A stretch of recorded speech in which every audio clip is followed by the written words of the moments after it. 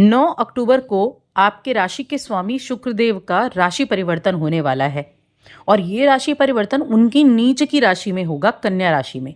अब इसका प्रभाव तुला राशि के लोगों के जीवन पर किस तरह से होगा, चलिए जानते हैं।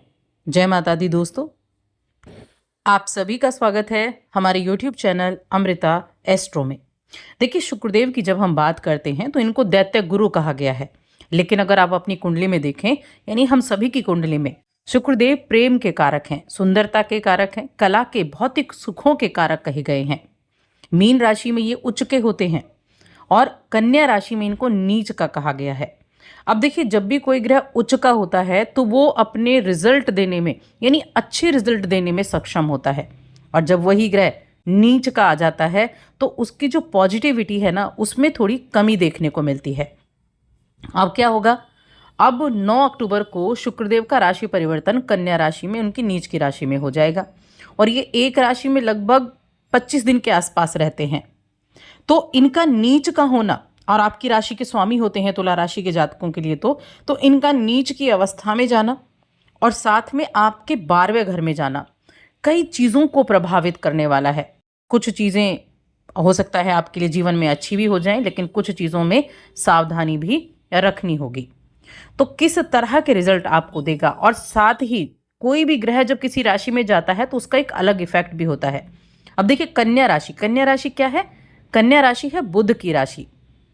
तो कन्या राशि में जब भी शुक्र आते हैं तो कुछ चीज़ों में विशेषताएं बड़ी अलग सी देखने को मिलती हैं। ऐसे लोग दिमाग से बहुत विश्लेषणात्मक होते हैं, आलोचनात्मक होते हैं, लेकिन साथ ही सलीकेदार और अपने अच्छे रहन सहन की तरफ दिखावा करने वाले, कह सकते हैं आप, अच्छे रहन सहन को दिखाने वाले भी देखे जाते हैं जब कन्या राशि में शुक्र होते हैं। और ये लोग बड़े बड़े रोमांटिक ड्रामे करने की बजाय छोटे छोटे काम, सेवा भाव, इन चीज़ों में अपना जो ध्यान है वो लगाते हैं। इनका व्यवहार बदलता है, घर परिवार, इन सभी चीज़ों के लिए। अब रिश्तों की अब पूरे हम राशिफल की बात करते हैं कि क्या चीज़ें आपकी अच्छी रहेंगी। तो आगे बढ़ने से पहले छोटा सा ही निवेदन है, चैनल पर पहली बार आए हैं तो सब्सक्राइब ज़रूर कर लें। अब देखिए, आपकी राशि के स्वामी और आपके अष्टम भाव के स्वामी शुक्रदेव हैं, 12वें घर में आ गए हैं। अब ये भाव क्या है? ये भाव खर्चे का है, व्यय का है, साथ में ये भाव परोपकार और त्याग का भी है, विदेश यात्रा का भी है और गुप्त चीज़ों का भी है। तो क्या होगा, ये समय होगा कि आप अपने भावनात्मक और वित्तीय जीवन में थोड़ा असंतुलन का अनुभव कर सकते हैं। कुछ मन में चीज़ों को लेकर भ्रम हो सकता है। कई बार होता है ना कि रियलिटी कुछ और होती है और मन में भ्रम हो जाता है, नहीं ये तो ऐसे हो जाएगा, ये तो ऐसे हो जाएगा। तो ये जो भ्रम है ना, ये आपके मन में रह सकता है। हो सकता है कामकाज में आप थोड़े से लेजी से रहो, मानसिक रूप से अपने काम में थोड़ा स्पष्ट आप ना रहो, यानी असंतुष्टि की भावना मन में रहे। इन्हीं चीज़ों से बचना है आपको। अपने कार्य का उद्देश्य और अपने कार्य से गहराई से जुड़ाव आपको रखना है, क्योंकि उसमें कमी देखने को मिलेगी। और एक चीज़ और है, एक चीज़ का खास तौर से ध्यान रखना है, अपने ऑफिस में किसी भी हिडन रिलेशनशिप से आपको बचना होगा। अगर आप अविवाहित हैं तो यकीन मानिए ये चीज़ आपको बहुत नुकसान दे सकती है, बाद में आपको पछताना पड़ सकता है। तो बिल्कुल भी कोई भी एक्स्ट्रा मैरिटल अफेयर करने से आपको बचना है, क्योंकि ऐसी संभावनाएं बच सकती हैं। अब वित्तीय स्थितियों की बात करें तो अगर आप ऐसे कामों से जुड़े हैं, एंटरटेनमेंट के कामों से जुड़े हैं, तो बहुत अच्छे रिजल्ट मिलेंगे।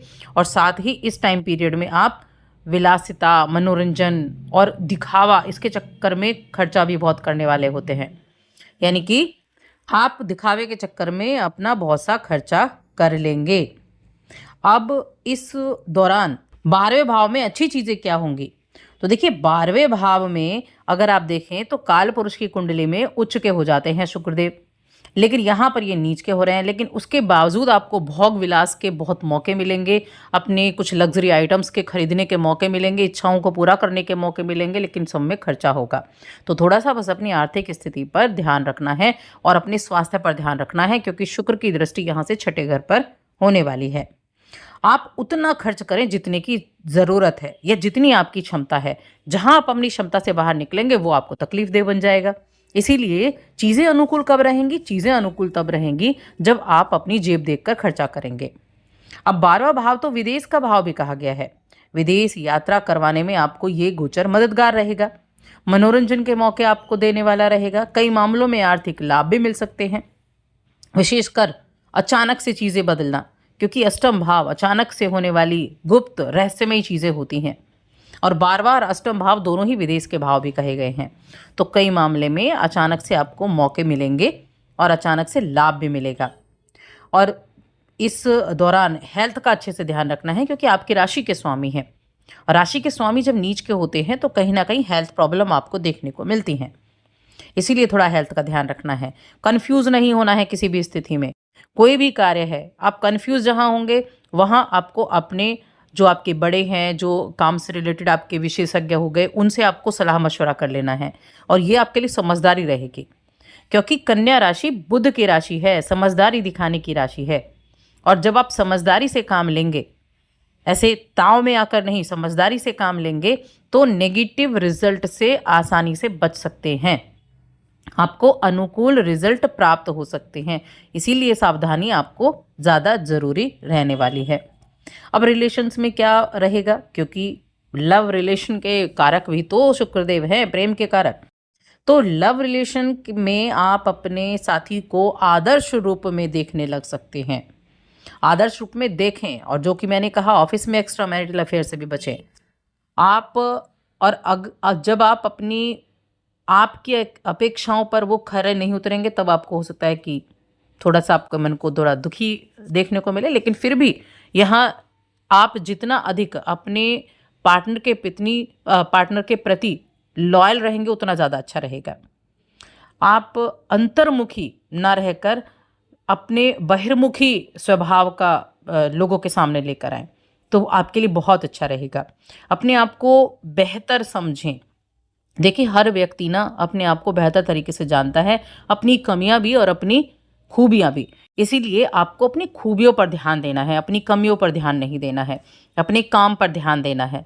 तो ये गोचर आपको 12वें भाव से जुड़ी हुई चीज़ों से अच्छे रिजल्ट भी दिला सकता है। ये मान लीजिए आप कोई ऑनलाइन काम कर रहे हैं, तो मैं कहूँगी अच्छे रिजल्ट आपको यहाँ देखने को मिल सकते हैं। दिक्कतें अगर आई हैं तो आप अपने बड़ों से उन दिक्कतों को सॉल्व करा सकते हैं, प्रॉब्लम को सॉल्व करा सकते हैं। खुद से कन्फ्यूज़न में काम ना करें, तो यहाँ चीज़ें फिर बढ़िया हो जाएंगी। तो ऐसा नहीं है कि नीच के हो गए हैं तो सारी चीज़ें बिगड़ जाएंगी, ये नहीं है। हाँ, हेल्थ ज़रूर थोड़ी प्रॉब्लम दे सकती है, और साथ में आप दिखावे के चक्कर में ज़्यादा खर्चा कर सकते हैं। तो थोड़ा सा इस चीज़ को ध्यान रखें, मन में रखें इन चीज़ों को कि मुझे ये कार्य नहीं करना है। और अभी तो देखिए, ये जो गोचर है, इस गोचर की अवधि के दौरान दीपावली का पर्व भी है, तो खर्चे वैसे भी होने वाले हैं। लेकिन फिर भी मैं कहूँगी, आप किसी भी जो सौभाग्यवती स्त्री, जो भी विवाहित स्त्री हैं, उनको कुछ ना कुछ ऐसी सामग्री भेंट करें, जैसे श्रृंगार की चीज़ें हो गई, वो आप भेंट करेंगे तो बड़ा अच्छा रिजल्ट आपको उससे देखने को मिलेगा। या फिर किसी मंदिर में आप थोड़ा सा इत्र और घी ये दान करके आएँ तो बहुत अच्छा रहेगा, क्योंकि नीच के ग्रह के जो रिजल्ट होते हैं ना, वो आप दान करने से दूर कर सकते हैं। सफ़ेद चीज़ का दान और इत्र का दान तो बहुत अच्छा रहेगा। तो बस आज की इस वीडियो में इतना ही।